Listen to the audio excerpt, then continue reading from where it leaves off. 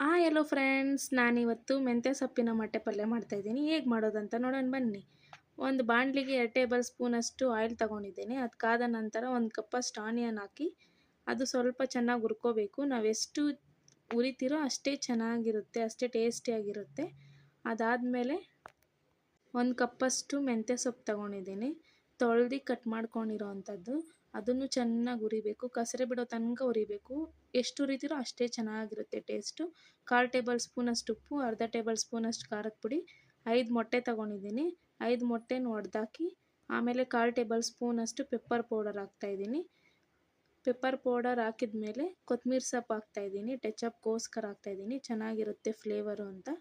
ಅದಾದಮೇಲೆ ಚೆನ್ನಾಗಿ ಹುರ್ಕೋಬೇಕು. ಹುರ್ಕೊಂಡು ಆಮೇಲೆ ಚೆನ್ನಾಗಿ ಮಿಕ್ಸ್ ಮಾಡ್ಕೋಬೇಕು. ನಾವೆಷ್ಟು ಮಿಕ್ಸ್ ಮಾಡ್ತೀರೋ ಅಷ್ಟೇ ಟೇಸ್ಟಿಯಾಗಿರುತ್ತೆ. ಒಂದಕ್ಕೊಂದು ಹೊಂದ್ಕೊಳೋದ್ರಿಂದ ಚೆನ್ನಾಗಿರುತ್ತೆ. ನೋಡಿ, ಈ ಥರ ಆಗಬೇಕು. ನೋಡಿ ಫ್ರೆಂಡ್ಸ್, ಇಷ್ಟೇ ಮೆಂತ್ಯ ಸೊಪ್ಪಿನ ಮೊಟ್ಟೆ ಪಲ್ಯ ರೆಡಿ. ನೋಡಿ ಹೇಗಿದೆ ಅಂತ ನನಗೆ ಕಮೆಂಟ್ ಮಾಡಿ. ಮತ್ತು ಮೆಂತ್ಯ ಸೊಪ್ಪು ತುಂಬಾ ಒಳ್ಳೆಯದು ಹೆಲ್ತ್ಗೆ. ಒಂದು ಸತಿ ಟ್ರೈ ಮಾಡಿ ನೋಡಿ ಫ್ರೆಂಡ್ಸ್. ಹೇಗಿದೆ ಅಂತ ಕಮೆಂಟ್ ಮಾಡಿ. ಇಷ್ಟ ಆದರೆ ಲೈಕ್ ಮಾಡಿ.